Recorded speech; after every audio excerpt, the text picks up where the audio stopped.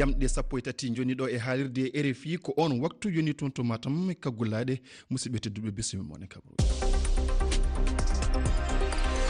Alhousseynou Ba. ɗum tigi toɓɓe mawɗe kabaruji men hannde toon to hari hakkunde Amérique Israël e Iran fuɗɗinde guile aset jawtuɗo o ina jokki Israël wirdima hannde missilaji kewɗi to Téhéran ko toon kadi e to Liban faadi e fedde Hezbollah. Iran kañumne ina jokki ɗen piyanɗe e d'accord Amérique gonɗe e leyɗel golfo ɗe nde hari saabima uddugol de Trois d'Ormuz ko maayo ɗo laaɗe kewɗe jolnoje kuɓɓam e gaz de wooƴe aduna ko ɗon ɗe ndewata caggal ngol ɗon uddugol noon Emmanuel Macron e Donald Trump nantini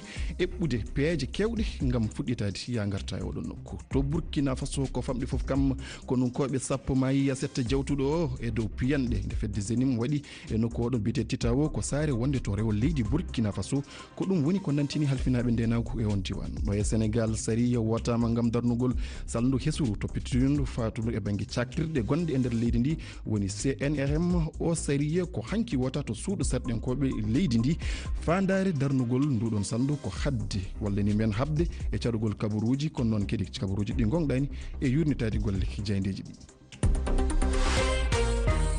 musidɓe tedduɓe hettotoɓe rewindiɓe RFI fulfulde on calminama inde on manama e jettoɗe hare nde Amérique e Israël puɗɗi e dow Iran gila aset jawtuɗo ina jokki Israël werlima hande missilaji kewɗi to Téhéran e to Liban toɓe to ɗi cate fedde Hezbollah. Iran to banggal mum ina jokki kadi wadde piyanɗe e dow d'accord Amérique gonɗe e leyɗele golfo ɗe e kala. Oumar Mamadou Sow a salminama. A salmitama Alhousseyni Ba. Holko kanɗen humpitade e nde ɗo Alhousseyni Ba e ndeɗo hari hakkude Iran e dowlaji dendude Amérique badduɗo junggo e ha joni Israël nde naati mbiyen e ñalande e joyi ɓiiri limori mayɓe hen ɓe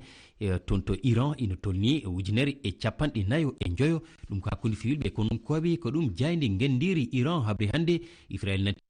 hande ɗe wonde faɗɗi bomboji kam e missilaji e dow Iran toɗɗade hen noon kutorɗe paddorɗe weeyo kam e gollorɗe goɗɗe leydi ndi kono ngu habri kadi toɓɓude konu nokku mbiyen cuuɗiɗo e nder Téhéran ɓe bonni hen gueɗal mantinigal e bawal Iran moƴƴinde kaɓɓorɗe atomique piyanɗe kono Israël kadi mbari yimɓe jeegomo e nder Beyrouth lamorde Liban e fajiri hande o dowlaji denduɗo Amérique to banggue mumen kolli wonde timmi piyanɗe ujunnaji ɗiɗi koɓe paɗɗi e dow Iran e ɗeɗo balɗe joyyi kono Alhousseyni Iran kamne hofani tan juuɗi saabu noon missilaji mabɓe mbiyen toɗɗima Israël ha piyanɗi nana e nder Jérusalem ɗin missilaji mbari kadi ko nunkoɓe Amérique naaɓe jeegomo to Koweït Qatar kame e riba Émirats Arabes Unis kamenne de kolli wonde palima missilaji Iran ko jiiɗa e ɗum ndin leydi ina jokki piyanɗe muɗum e nder leyɗe golfe to d'accorɗe Amérique tawate e mum Hezbollah mbo Liban toɗɗi kañumne d'accorɗe laaɗe ndiyam ɗe Haïfa ɗum koto sengo rewo Israël. Oumar Mamadou Sow horejo leydi France Emmanuel Macron no diddi so ndenago kikiɗe hande ɗum Alhousseyni ko ngam yewtude e kan gonko to Moyen-Orient e saaha mbo laana ndiwo ko adi ko yetti subaka hande to jippordu Roissy Charles de Gaulle